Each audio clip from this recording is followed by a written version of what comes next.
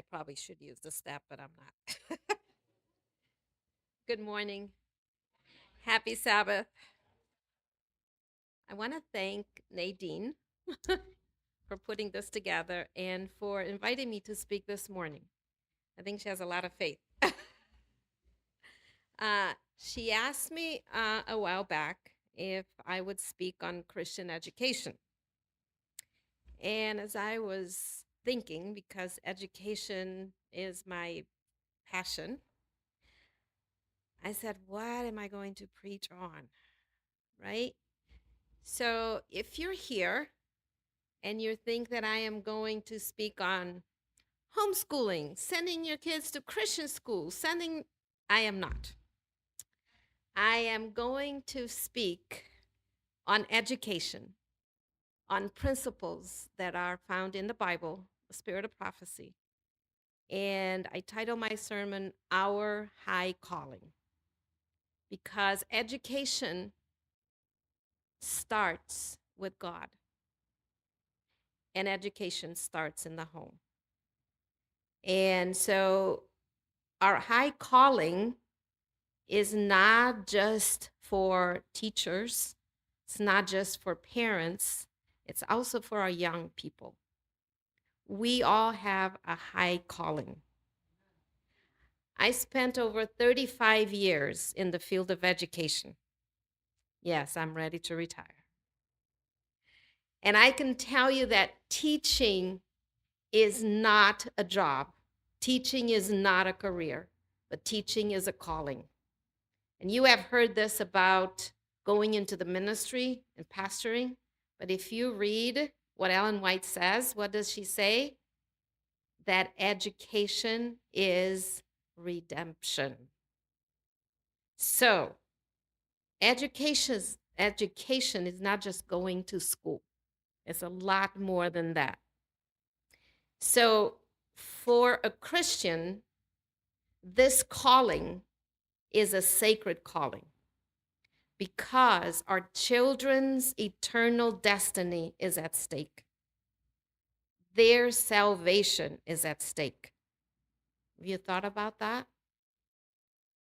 I don't know how many of you remember. I'm sure all the parents here remember the feeling you had when you held your first baby and your second and your third.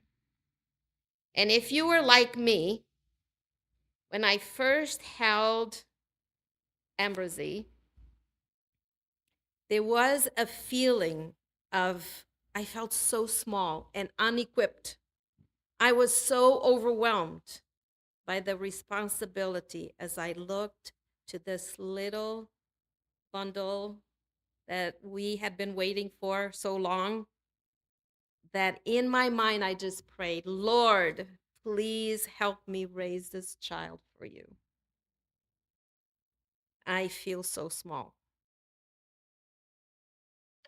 Parents, God has given us the most precious treasure, our children.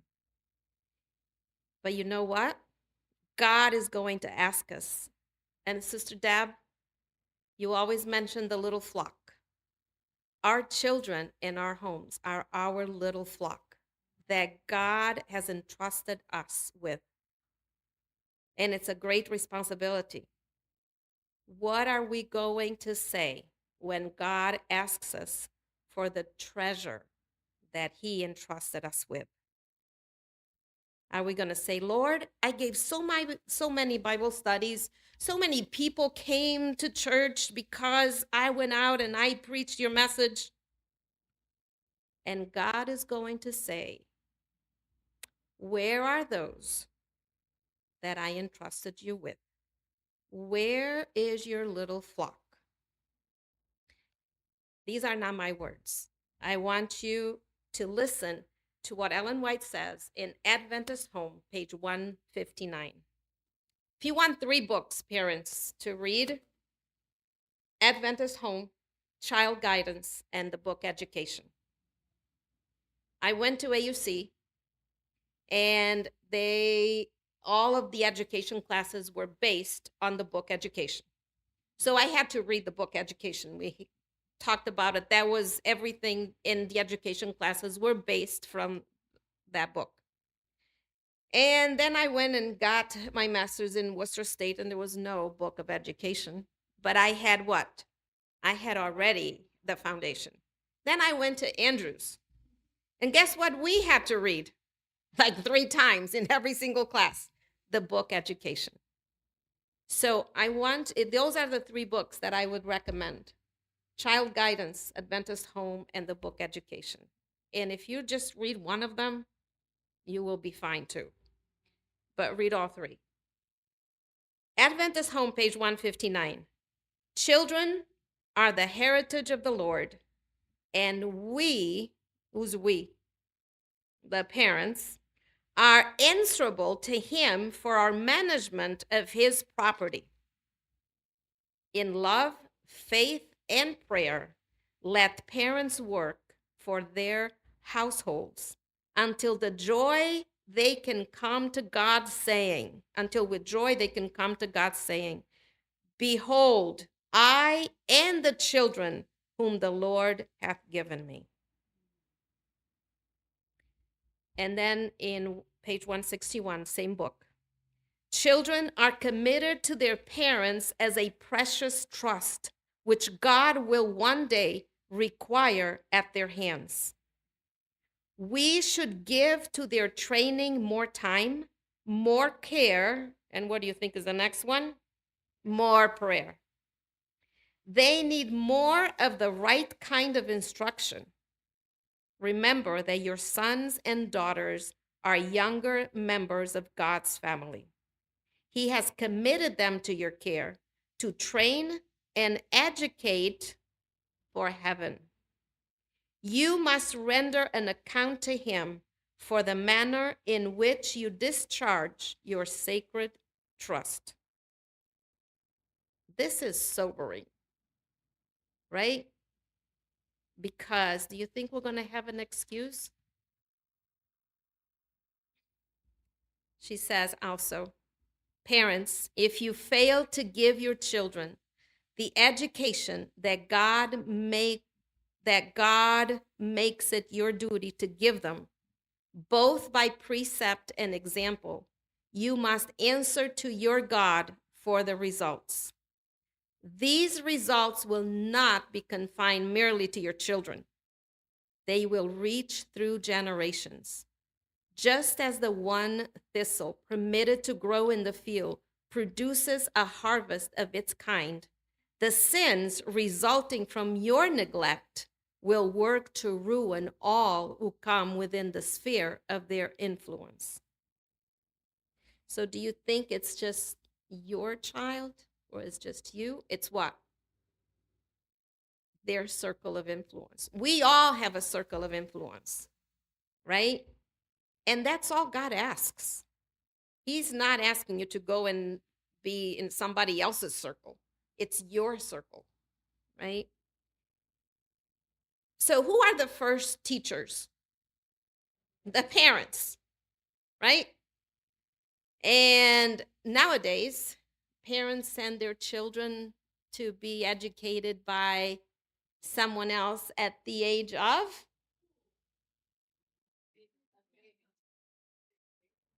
as babies, right? But it doesn't matter.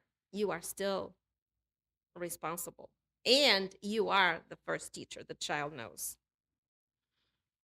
So you are responsible for the development of that child's character. And this can only happen if you want your child to have a godly character. This can only happen with much prayer, sacrifice, and Bible study. So what is education? You know, the word education comes from the Latin word educare, which means to bring up or to train.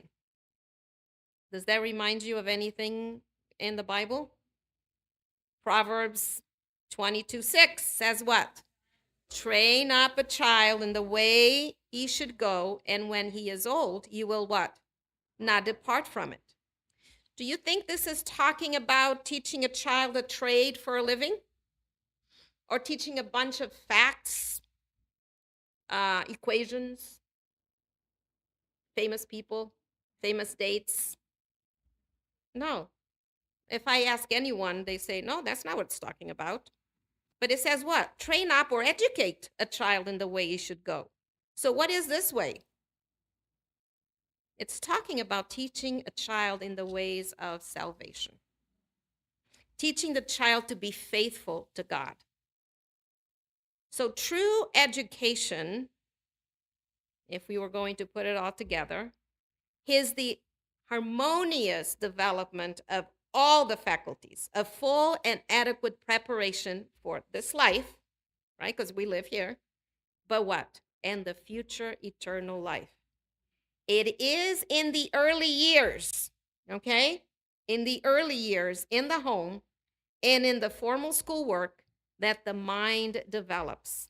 A pattern of living is established and character is formed. So Proverbs 22:6 is talking about what? Character development. Okay? That's what it's talking about. So one might ask, how do I do that? Do you know the Bible has all the answers? All right? Because it's based on principles. So Deuteronomy 6:7-9, that was read this morning. It says, "Hear, O Israel," starting in verse, I'm going to go back to verse 4, but verse 7-9 is, I'm going to emphasize. But verse 4 says, "Hear, O Israel, the Lord our God, the Lord is one.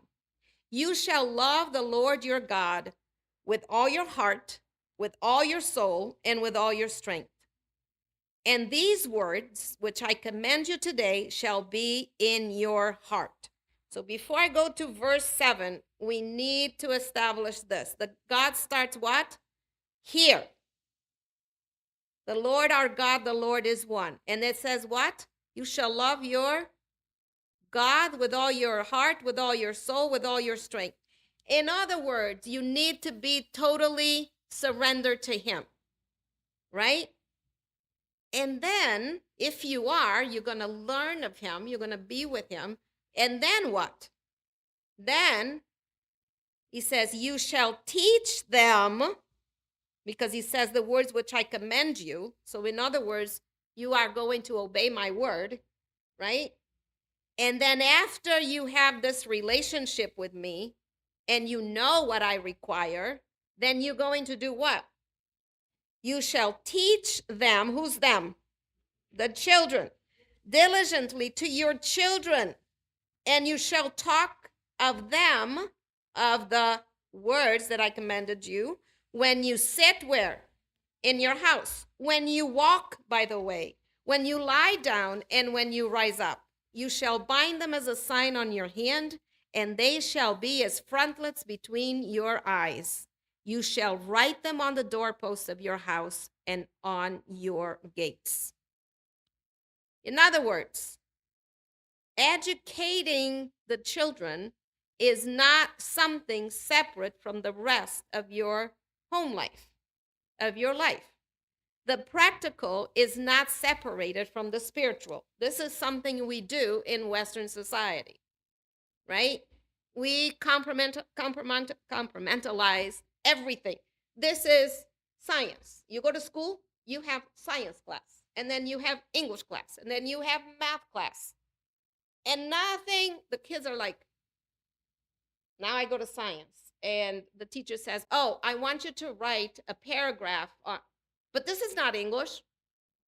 Okay, there's no what? We don't put it together. God does not work like that.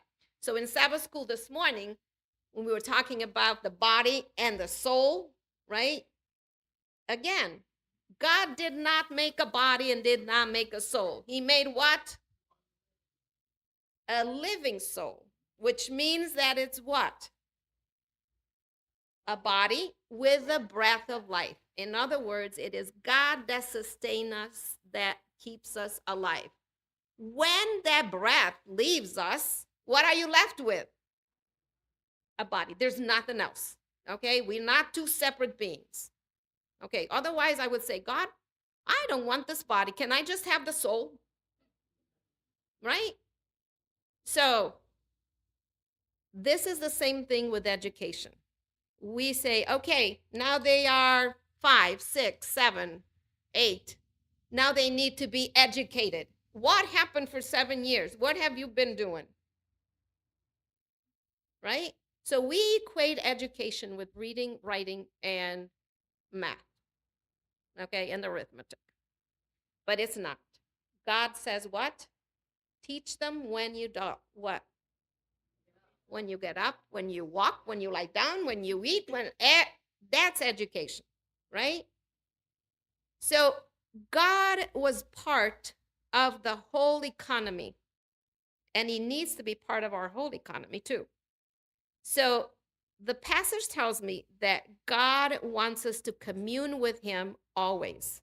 He's telling the children of Israel that's what he also wants them to do with their children. They need to have a close relationship with them that resembles their relationship with the Heavenly Father. Because children will not understand or see God until they see him in you. So, can you understand why Israel failed so many times? They came away from God, and therefore they brought who? The children with them. And they kept going, what? On and on. What about us today? Are we in the same boat as Israel of old? I don't know how many of you remember, probably the older ones. And now that you're going to say, yeah, you're old too. There used to be an announcement on TV. And as I was growing up, it would come around 9 o'clock, and then it would go again 10 o'clock. I don't know if you remember. And it said, do you know where your children are? Right? God is going to ask us one day, do you know where your children are? But don't despair, because it is never too late to change course. God will bless if we sincerely go to him for help and for a new direction in educating our children. Because God is in the business of redemption and transformation. He doesn't say, I forgive you, and leaves us there. He changes us. So, and that is education. So we need to walk with God so that our children may walk with us. You know, nowadays, I feel that children don't walk with their parents. I feel like the parents walk with their children. But the Bible does not say who walked with God, by the way. We always remember Enoch, right? But Moses walked with God, and Abraham walked with God, but Enoch walked with God. The Bible never says, and God walked with Enoch. Do you know why? What was Enoch leading God to? Or Abraham? Or us? We have to do what? Walk with him, because he knows the way. He's the one that can lead, not us. Imagine if we were, okay, God, come, right? It doesn't make sense. But isn't that what we do sometimes? Because we want to do whatever we want to do. So we say, oh, I'm bringing God with me. Instead of, I don't know if God wants me to go. So God, I'm going with you. What happened to Enoch when he walked with God? God took him. You know why? Because he followed him. So who are we following? And our children is the same thing. Who knows best? The 2-year-old or you? But how many times have you seen the 2-year-old taking the parents? Right? When children come into a home, the home is already there.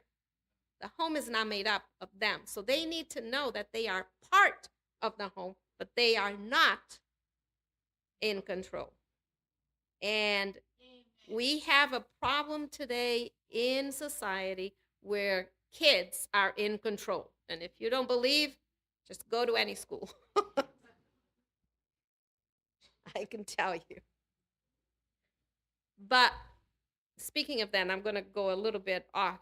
This week, something interesting happened in school. The school psychologist therapist came to my office because she knows that I'm a Christian. And she said, Miss Piresson, I need to talk to you. I said, sure. She said, something strange is happening. And I said, okay. She said, the students, we're talking about high school. I'm not talking about elementary school. This is high school. The students are very interested and curious and want to pray. They want to know about God and they want to go back to church. And they've been going to her as when she has the groups, and they're saying, yeah, I need to go back to church. I need to, to know God. And she says, I don't know what. So she said, can we invite public school, right? Can we invite different from the community, different pastors, priests to come? And I said, you cannot, but the kids can, right? I said, if they have a club and if it stems from them, then yes, we can support, but it can't come from us, right? But this is young people that are not religious, that are searching because the world is not offering much, and they come to this realization.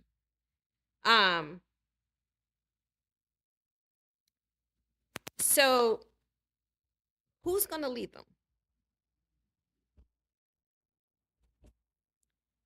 So you may say, well, that's really not a difference. I walk with God, God walks with me, but there is. And remember that God knows the way, and we are the ones that know the way. Does a 2-year-old know where it's going? No, they think they do. Okay? Have you ever had kids and you let go of their hand? And what do? They run in front of you.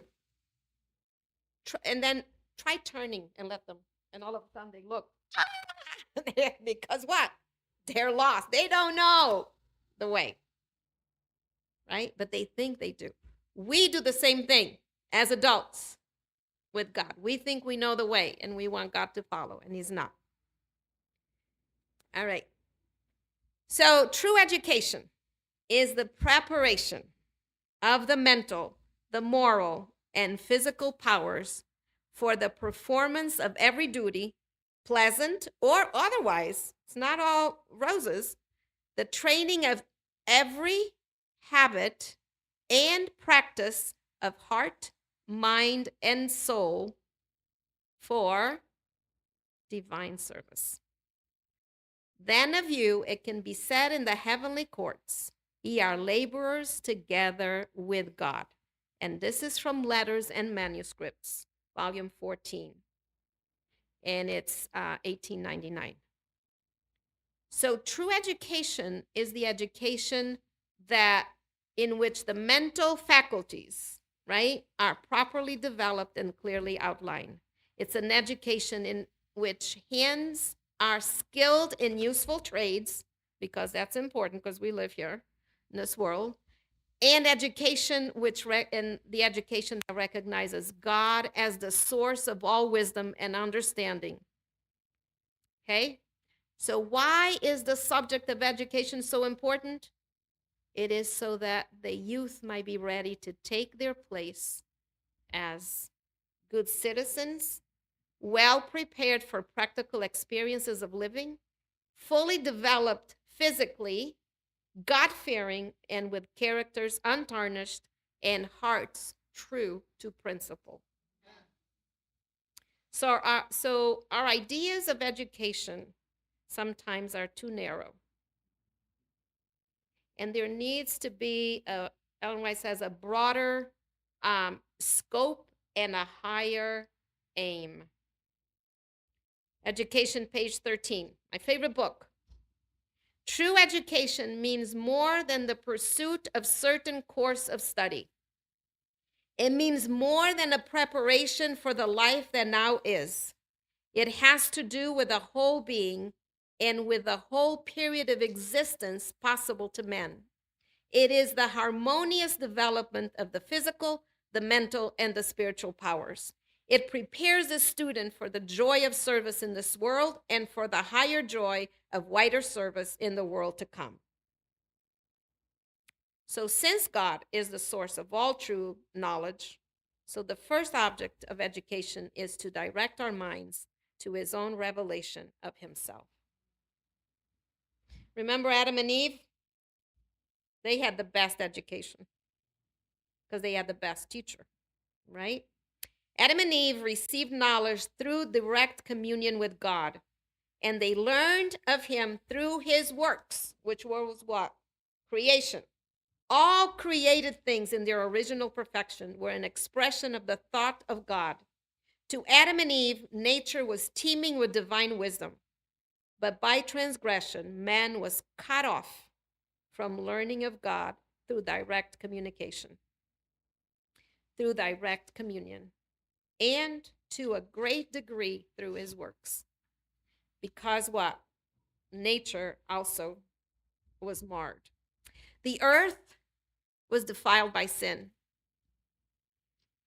But even though it has been defiled by sin, it still what? Reflects dimly the Creator's glory. It is true that his object lessons are not obliterated. Upon every page of the great volume of his created works may still be traced his handwriting. This is from Education. Nature still speaks of her Creator. Yet these revelations are partial and imperfect. And in our fallen state, with weakened powers and restricted vision, we are incapable of interpreting aright. So if it's not the created works, where do we get the full revelation? We need the full revelation of God, right? And that we can find in his written word. So he did not leave us without any way. This is why science without the biblical understanding leads to error. Okay? But science with the biblical understanding is what? Is what God meant. Okay? So the Holy Scriptures are the perfect standard of truth, and as such should be given the highest place in education. Do we do that? If you don't, like if you send your kids to a secular public school or even a Christian school, it's still what? Your responsibility to have the Holy Scriptures as what? The perfect standard of truth in your home, right? So to obtain an education worthy of the name, you must receive knowledge of God, the Creator, and of Christ, the Redeemer, as they are revealed in the Holy Scriptures. Every human being created in the image of God is endowed. I actually have this quote. I had it memorized for, I think, 3 classes. Every human being created in the image of God is endowed with a power akin to that of the Creator. Individuality, power to think and to do. The men in whom this power is developed are the men who bear responsibilities, who are leaders in enterprise, and who influence character. The last one, I have teacher. Parent. It is the work of true education to develop this power, to train the youth to be what? Thinkers and not mere reflectors of other men's thought. This is one part that is missing today in our youth. It is for them to be what? Thinkers. Because the media, the phone, the internet, everything is telling them they're not thinking. It's being given to them and they're taking it. So, this, you can influence the child through the scriptures or through the media. Choose. This afternoon, it'll be a little more practical because I'm actually asking the parents. So if you are coming the afternoon, I will be speaking on, someone asked me to speak on homeschooling. So I will be speaking on homeschooling, but I want you to bring questions that you may have. I don't have all the answers, probably. I don't have most of the answers.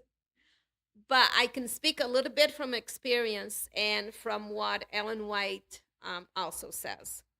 Okay, so if you're interested, and I'm going to tell you that each home needs to decide how they're going to go through this process of education with their children.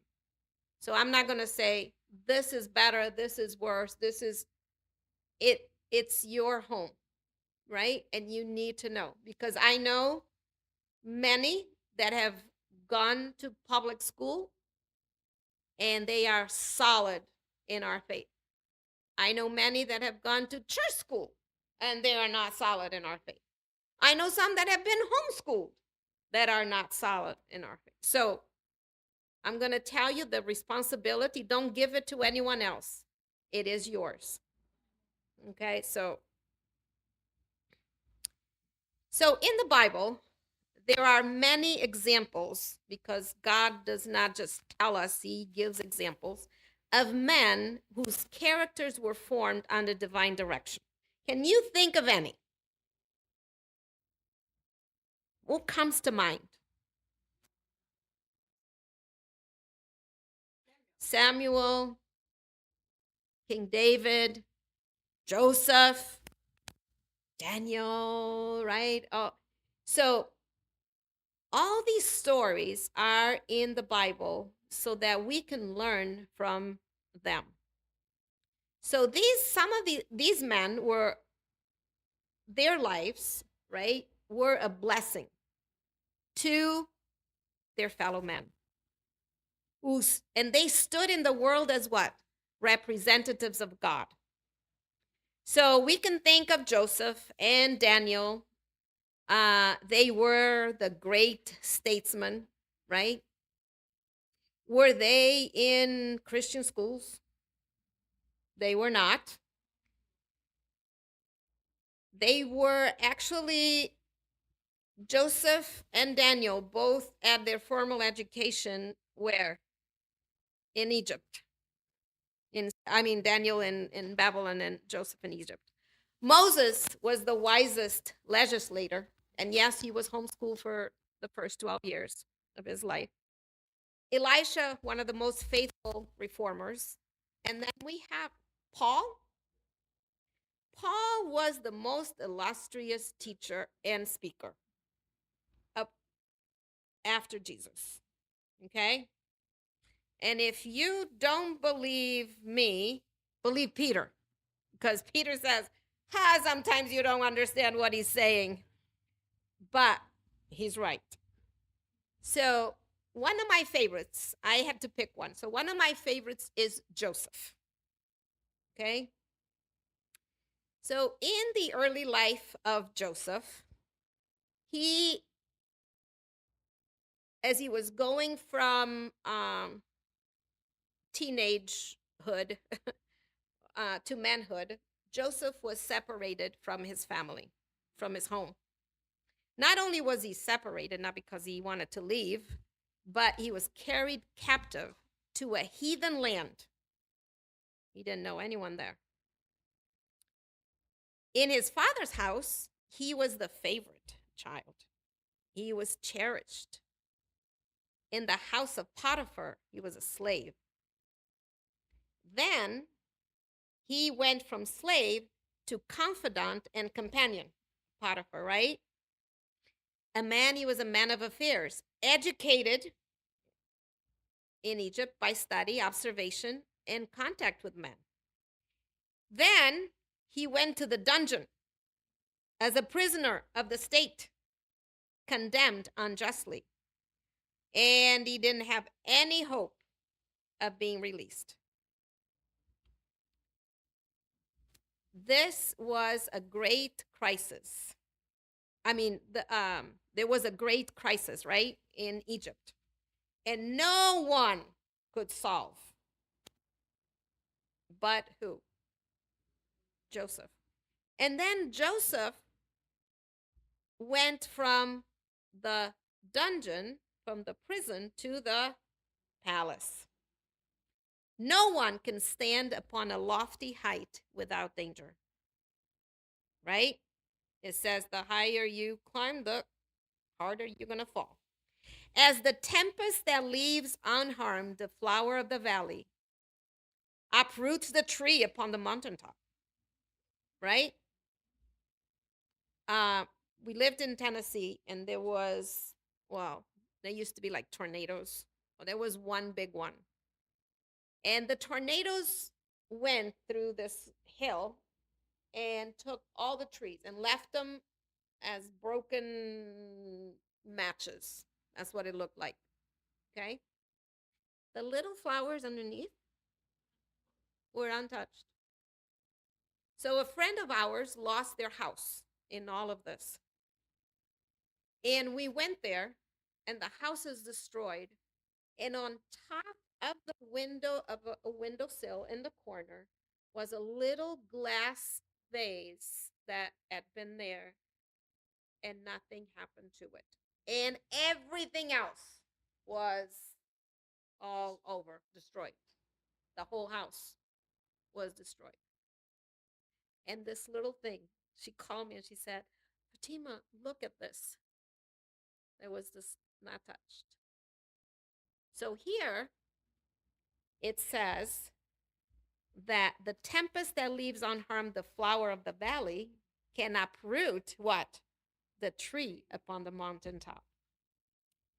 So do fierce temptations that leave untouched the lowly in life assail those who stand in the world's highest place of success and honor. But that did not happen to Joseph. Joseph bore alike the test of adversity and of prosperity. The same fidelity was manifested in the palace as it was in the prison cell. So what was it that enabled him to preserve his integrity? From the time he was born, Joseph had been taught of the love and fear of God. Who was his dad? Jacob. Do you think Jacob told him about the time that he had the vision? Right? The letter that came from heaven to earth. And what? The angels ascending and descending. Do you think that Jacob told the story of the conflict beside the Jabbok? Of his sin? And how God changed his name? A shepherd boy tending his father's flocks. Joseph's pure and simple life had favored the development of both physical and mental power. By communion with God through nature and the study of the great truths handed down as sacred trust from father to son, he had gained strength of mind and firmness of principle. In the crisis of his life, when making that terrible journey from his childhood home in Canaan to the bondage which awaited him in Egypt, looking for the last time on the hills that hid the tents of his kindred, Joseph remembered his father's God. He remembered the lessons of his childhood, and his soul thrilled with the resolve to prove himself true, ever to act as became a subject of the King of heaven. So Joseph went to Egypt, but he did not forget the lessons he learned in Canaan. In the bitter life of a stranger and a slave, amidst the sights and sounds of vice and allurements of heathen worship, a worship surrounded with all the attractions of wealth and culture and the pomp of royalty, Joseph was steadfast. That sounds like our society today, right? Faithfulness in every station, from the most lowly to the most exalted, trained every power for highest service. Sometimes we want to be up here without what? Being faithful in the little things. It didn't matter where Joseph was. Joseph was faithful to who? To Potiphar. Joseph was faithful in prison, and Joseph was faithful in the palace. And his faithfulness was not just to men, it was what? To God, right? And that is why he was faithful. Daniel, remember Daniel? Same thing. One thing that I always, I was always intrigued by is that Daniel came to Babylon, right? And he served under Nebuchadnezzar. Then he served under his son. And then Babylon was taken what? Was taken over by the Medes and the Persians, right? So here comes the next ruler. And Daniel, what? He stays. And he's now faithful to the next ruler. Now Darius. And Darius loved Daniel. Remember that Daniel worked for the enemy of Darius, okay? Did you get that? So what was in Daniel that they said, no, yes, I want you, right? So the secret to the faithfulness of Joseph was his loyalty to God, faith in the unseen, and those were Joseph's anchors. And in this lay the hiding of his power. Genesis 49:24 says the following about Joseph. Remember when Jacob was pronouncing the blessings? Part of the blessing on Joseph says, the arms of his hands were made strong, right? Joseph was made strong by the hands of the mighty God of Jacob. So Joseph is an example for the young and the old. Our success in this life and the life to come lies in our loyalty to God and our faith in the unseen. And who's this unseen?